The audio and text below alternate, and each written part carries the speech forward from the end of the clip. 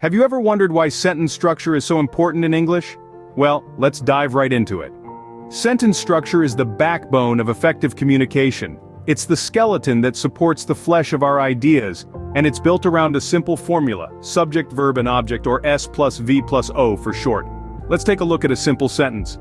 Thomas walks a dog. Here, Thomas is the subject, or the doer of the action. Walks is the verb, the action itself, and dog is the object, the receiver of the action. Now, if we mix up the order, we get a dog walks Thomas. That's a completely different story, isn't it? But it's not just about getting the order right, it's about understanding the roles these elements play. The subject is the star of the sentence, the one driving the action. The verb is the engine, the force that propels the sentence forward. And the object? That's the destination, the end goal of the action. Let's try another example. Anna likes coffee. Here, Anna is our subject, likes is our verb, and coffee is the object. Simple, right? But what if we want to add more information? What if we want to say that Anna's brother prefers tea? We could write two separate sentences. Anna likes coffee, her brother prefers tea. But there's a better way. Anna likes coffee, but her brother prefers tea. Here, but acts as a bridge, linking the two ideas together. One more example for good measure. Hardy has a dog, a cat, and a goldfish. This time we have multiple objects, but notice how they're all connected with commas and the word and. This is called a serial comma or Oxford comma, and it's vital for clarity. So why is sentence structure so important? Well, it's the difference between let's eat grandma and let's eat grandma. It's the difference between clear, precise communication and potential disaster. Remember, the key to a well-structured sentence is understanding the roles of subject, verb, and object, and with that, we'll wrap up the fundamentals of sentence structure. Stick around for the next scenes where we'll delve into linking ideas, using commas, and much more. Let's continue this journey to master the art of English sentence structure together. Now that we understand the basic sentence structure, how can we connect ideas? Well, the answer lies in conjunctions. These handy tools allow us to link two or more related ideas in a smooth and coherent manner. Picture this. Anna likes coffee, her brother prefers tea. Now we can combine these two sentences using the coordinating conjunction but. The sentence becomes, Anna likes coffee but her brother prefers tea. Notice the comma before the conjunction? That's important. The comma acts as a little breath, a pause, allowing the reader to separate the two ideas mentally. Consider this example. He's 70.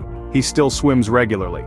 We can connect these two ideas using yet and a comma. So it becomes, he's 70, yet he still swims regularly. So, to connect two ideas, use a conjunction, and don't forget the comma. They're the dynamic duo of English grammar, making your sentences more complex and interesting. How about when we have more than two ideas or items to list? What should we do? Well, this is where the serial comma comes into play.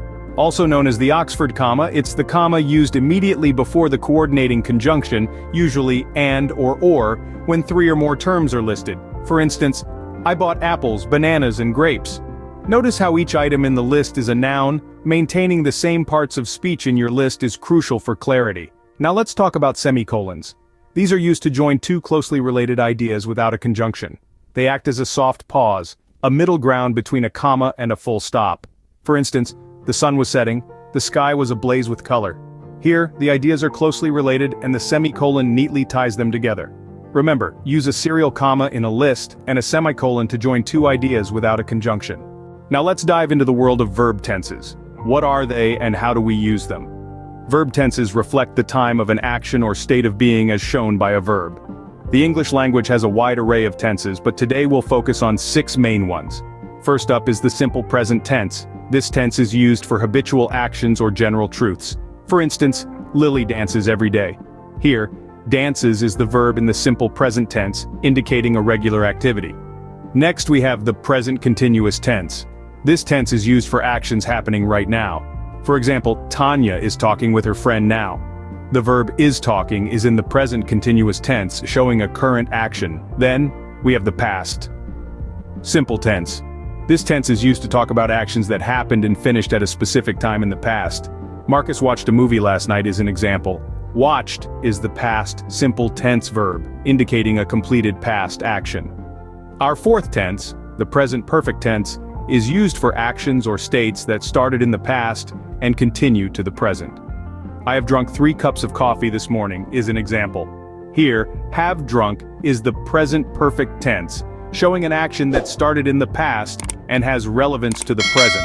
The present perfect continuous tense, our fifth tense, is used for actions that started in the past and are still continuing or have just stopped. I have been drinking coffee all day is a perfect example. Have been drinking is the present perfect continuous tense, conveying an ongoing action. Lastly, the past perfect tense is used for an action that happened before another action in the past. For example, when we arrived, the train had left. Here, had left is the past perfect tense, showing an action that occurred before another past action. Remember, the correct use of verb tenses is crucial in English sentence structure. We've covered a lot today, haven't we? Let's recap. We started with the basics of sentence structure, highlighting the importance of the subject, verb, and object. We emphasized how Thomas walks his dog, not the other way around. Then we learned how to link ideas using conjunctions like but, or, and, so, yet, for, and nor. We explored how a comma can bridge two ideas, like how at 70, someone can still swim regularly. We also ventured into the world of serial commas in a list, reminding ourselves to use the same parts of speech and not to forget that last comma. Hardy's pets, for example, a dog, a cat, and a goldfish. We then delved into semicolons, joining two ideas without a coordinating conjunction.